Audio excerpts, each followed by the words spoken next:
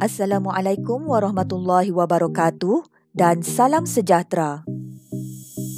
Tuan-tuan, puan-puan, kita akan teruskan kursus kita pada hari ini dengan kemahiran menulis.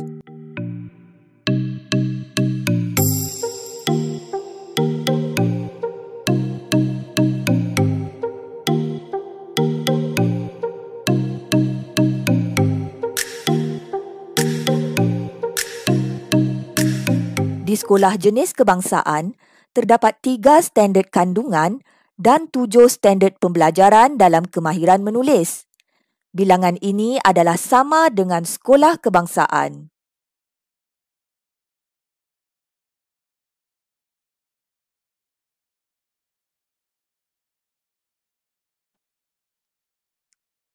Berdasarkan objektif kemahiran menulis, murid-murid dapat 1. Menulis puisi dalam bentuk tulisan berangkai. 2. Membina dan menulis pendapat dan cadangan daripada bahan multimedia secara kritis dan kreatif. 3. Mencatat maklumat serta menulis teks prosa dan puisi yang diimlakkan. 4. Menghasilkan karangan berformat dan tidak berformat serta mengedit dan menulis semula teks.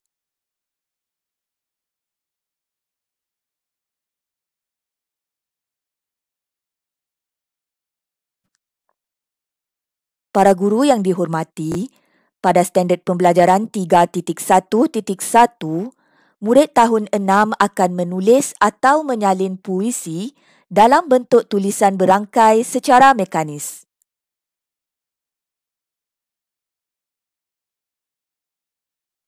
Guru boleh menjalankan aktiviti menyediakan bahan puisi yang tersedia dengan tulisan berangkai ataupun memberi peluang kepada murid menggunakan kemahiran mereka menyalin puisi dan menulis dalam bentuk tulisan berangkai dengan gaya mereka sendiri.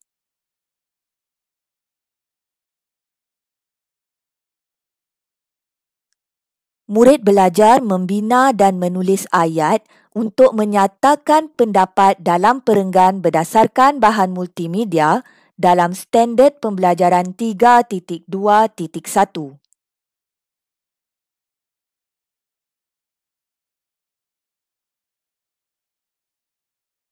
Aktiviti yang dijalankan untuk standard pembelajaran ini memerlukan murid menyatakan pendapat secara bertulis. Aktiviti ini, murid mendapat bahan rangsangan berbentuk multimedia. Murid perlu memahami kehendak tugasan yang diberi dan memahami pendapat yang perlu disampaikan.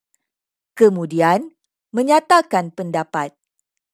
Murid menulis pendapat dan mempunyai kebolehan mengembangkan idea serta boleh menunjukkan pertimbangan dalam menerima atau menolak dengan alasan yang baik dan wajar.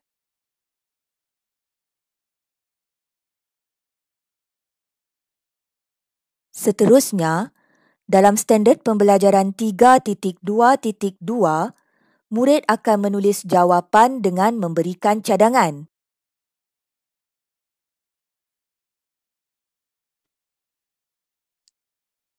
Guru memberikan tugasan kepada murid dalam bentuk kad bacaan atau secara lisan. Murid akan memberi respon dengan menulis cadangan mereka. Murid perlu menunjukkan kebolehan membuat pertimbangan yang wajar dan mengembangkan sesuatu idea dan cadangan. Guru-guru sekalian, dalam standard pembelajaran 3.2.3, murid akan mencatat maklumat dan menjana idea berdasarkan bahan rangsangan.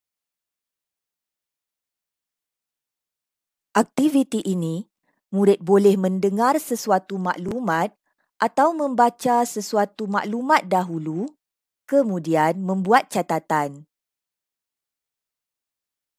Melalui bahan yang dicatat tersebut, murid mampu menjana idea dan menghasilkan sesuatu hasilan atau persembahan untuk menunjukkan idea yang telah dijana.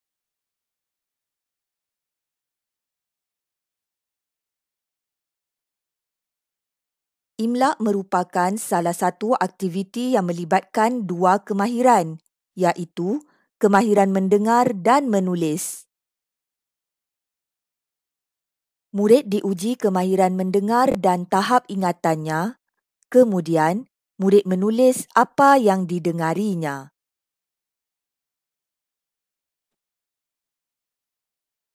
Pada tahun 6, murid tidak lagi menulis perkataan atau ayat mudah tetapi imlaknya kepada bahan yang lebih mencabar iaitu teks prosa.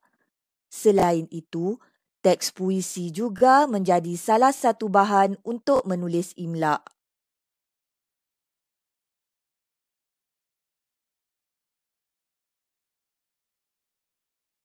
Dalam standard pembelajaran 3.3.1, murid akan menulis untuk menghasilkan penulisan berformat dan tidak berformat secara koheran dan kohesi.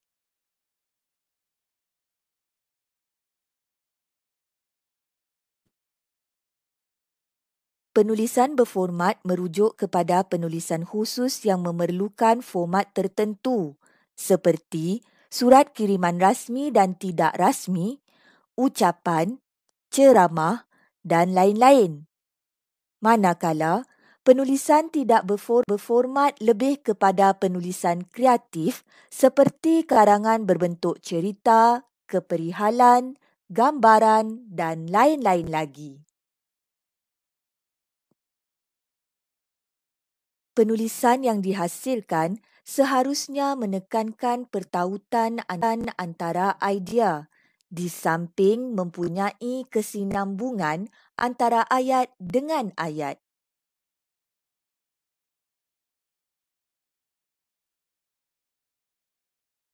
Guru-guru sekalian, dalam standard pembelajaran 3.3.2, murid dapat mengenal pasti kesalahan pada teks. Seterusnya, murid mengedit dan memurnikan hasil penulisan.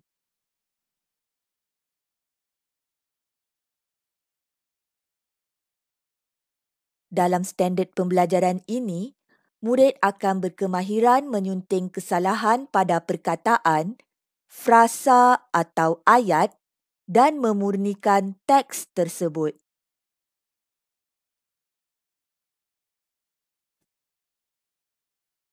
Setakat ini sahaja standard pembelajaran untuk kemahiran menulis.